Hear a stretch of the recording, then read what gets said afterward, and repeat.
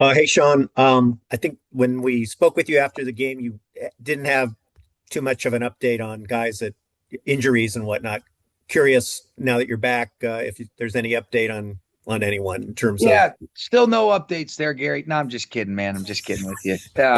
Okay, so updates I have for you, Gary. Colby Parkinson will be in concussion protocol when he hit his head on the corner out in the red zone, making good progress. Do expect him to be available. He's doing good, but he is in the protocol. Omar Speights got a high ankle. His status for this week will more likely be doubtful. And then, Tyler Higbee and Rob Havenstein, Tyler with his hip and Rob with his ankle are making good progress. And we'll have updates to see how they're doing on Wednesday. Okay. In terms of the Ravens, it looks like, well, I guess we don't know what's going to happen with Lamar Jackson. Do you guys prepare as if you're going to see him, or how do you kind of structure Yeah, getting you have ready to for the plan Ravens? for both. I think, we're in the early phases of that. I still think it was helpful on that Thursday game to be able to let guys get away. You put that game to bed, and then I think it's really important for coaches and players to both be fresh. And so, we'll get a jump today, but I did think it was important for guys to be able to, enjoy their families. I think that's when we get the best out of them. But that's something that you have to closely monitor, and be able to have contingency plans for either or, with us obviously preparing for him. But whether you see, some other guys, you do need to have contingency plans. And then a two-part question: how did you spend the weekend, and how would you kind of assess where you guys are at? I mean, two losses to two 4-1 teams, with and some crazy circumstances in Sure. both games. Yeah. No, I'll tell you what, Gary, it's unique because I think both of those games, were very winnable. I think we would all agree on that. We didn't. We could be 5-0. We're a 3-2 football team. I really like this group, though. I love what they're about. I love the resilience. I love the toughness. I love the ability to stay in the fight.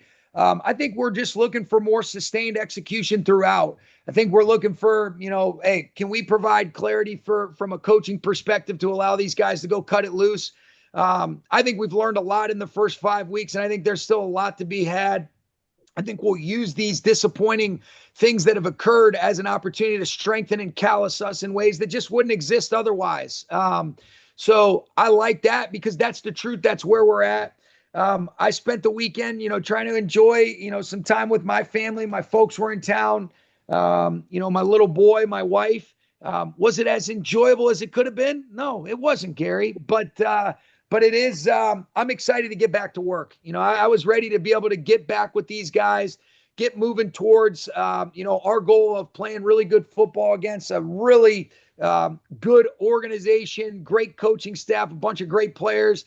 I don't care what's happened. This is a prideful team. We better be ready to freaking go this week.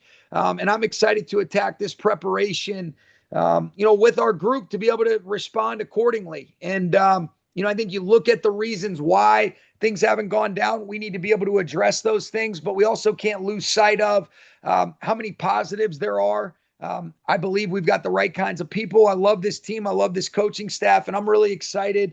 And I've never had any sort of growth that's ever occurred in easy times.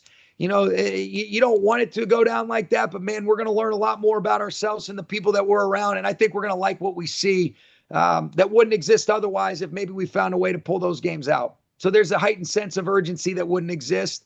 But I like this football team. I think we got a long way to go, and I think there's a lot of improvement to be had, but we're going to be all right. Thanks very much. You're welcome. Sarah? Hey, Sean, now that you've had the weekend, do you evaluate the kicking game any differently than when we talked to you on Friday? Yeah, I think you lean in. I don't want to get too granular with you guys for the different reasons that it hasn't gone down, but there's going to be an intentional approach, all hands on deck, which that's always been the case. And, we'll lean in more than we have. And I just refuse to believe that this isn't something that we can't fix. And we're going to continue to fight, scratch, claw, to be able to give the techniques, the fundamentals, get the right people in the right spots, and then ultimately understand what is going to be required for us to execute at a high clip in a phase that is supremely important. And, and it's cost us through the first 5 weeks. Do you expect Steve to be available to play? I do. Yep. to start? If he plays and practices the way that I believe he's capable of, yes. Thank you. Stu. Hey, Sean, when you talk about response and just seeing better than you hear, what have you liked so far that you've, seen with the team's response, even just coming into the building today? And then what does that look like over the course of the week in terms of the things that you look for and try to uphold and whatnot? Yeah, I think the vibe, the energy, the intentionality, I think ultimately it starts with us with the clarity, the communication, the feedback that's back and forth between the coaches and the players. And then the energy, the vibe, and then the ability to be able to go execute while understanding that football is an imperfect game. I think you can feel those things more than anything else. I have zero doubt we have the right kinds of people, Stu. I do think that they're mentally resilient. I think they're mentally tough. I think that, when you feel much, when you care much, you feel much. And I think guys are disappointed, and I think that's okay. But hey, the reality is that's in our past. How do we learn from it, and how do we use it to fuel us the right way with that urgency, that sense of enjoyment for the blessing that we have to be able to do this? That's what I'm looking forward to seeing, and I have zero doubt that that's what we're going to get. And then if Omar truly ends up not being able to go on Sunday, who would step up for him, or is that something that you guys are still working through right now? We'll work through that. I got a lot of confidence in Troy. You got a lot of confidence in, some of the different guys. Obviously, Dolak, we only have 4 guys on the roster, but Troy is a guy that's shown that he's more than capable of, as is Sean Dolak, and we got guys on the practice squad, but haven't gone down, haven't gotten too far deep into that quite yet, Stu. Appreciate it. Thank you. You're welcome. Adam. Sean, last time we asked about Tyler Higbee, the impression was that he had checked out, like the hip had checked out. Can you kind of take us through that timeline and whether or not it was re-aggravated? Yeah, you know what? I think it was. So the hip thing was he did that the week of the Indianapolis game. He pushed through. He's such a tough competitor, Adam, that I think, our job is to sometimes protect these guys from themselves, really both he and Rob. And you're really saying, are we setting them up for successful outcomes? Those guys would play and do everything that they can. We had to kind of make a decision that what was best for them. And then are they able to functionally operate and execute the way that we believe that they're capable of? And just because that can be a lingering thing, a short week, felt like erring on the side of caution with him. We'll see where he's at on Wednesday, but that was kind of the thought process of why we were a little bit more careful and cautious against the Niners. And going back to the start of the offseason, it was clear run defense was going to be a priority for you guys in terms of room for growth going into 2025. What were the conversations like at the beginning of the offseason in terms of like how to approach that, whether it was replacing current players or like kind of what you guys did in terms of like enhancing the group that you had? Yeah, well, I think it was identifying the guys that maybe we'd want to re-sign or where is their market. Poona Ford was a guy that we had targeted, and then, there was an intentionality about potentially being able to draft and develop like what we've done with Ty Hamilton and continue to lean into the guys that we do have, knowing that, their intentionality and the way that they're being coached by Giff and Drew. And, even if you bring the edge guys into that group with Joe, the growth that would occur there. So invested in both of those, the interior and the edge, in the draft.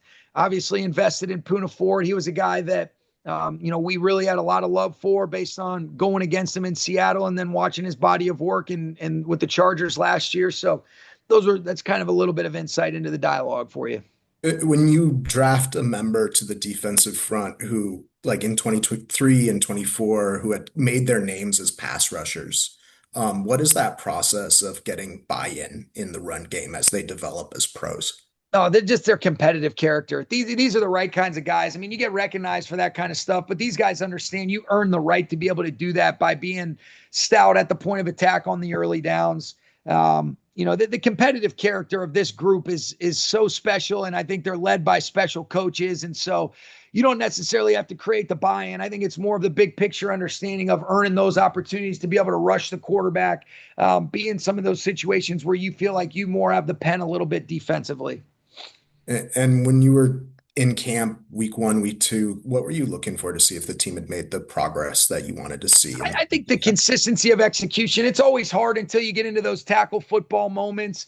But are we playing with the fundamentals? Are we killing blocks? Are we, the block destruction, the pursuit to the football, the way that we end up, using the appropriate tackling techniques while not truly tackling, the way that we're attacking at the football. I think all the things that are key and critical to the fundamentals without actually being able to bring somebody to the ground. But, I've been really pleased with that, and that's been a strength of our unit for sure.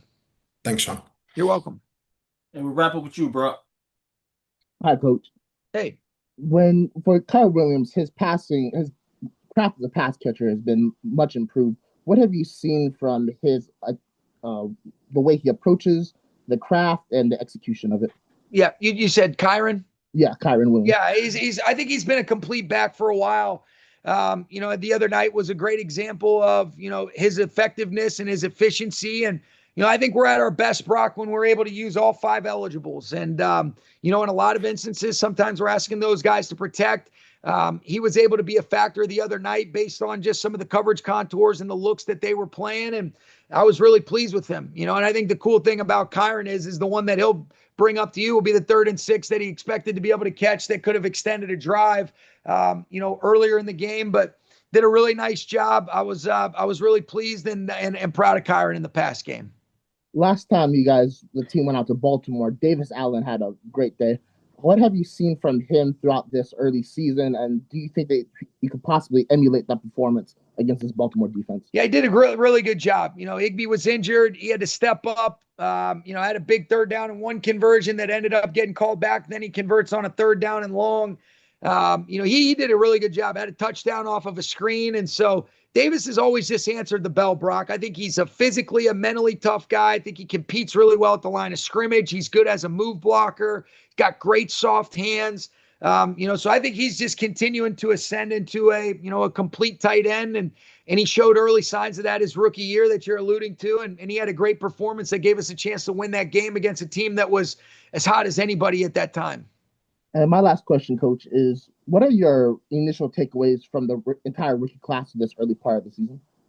Yeah, I've been pleased. I think, if you go through each individual, I think it's still really early to write the narrative, but I love the way these guys have approached everything. I love the way they're fitting in. Some guys are getting a chance to play more snaps than others, but I think that'll be, appropriate. And I know I understand what you're asking. So I've been pleased with those guys. And then I'm looking forward to, as the season continues to build, watching those guys continue to grow and develop and become more central pieces to what we're trying to get done.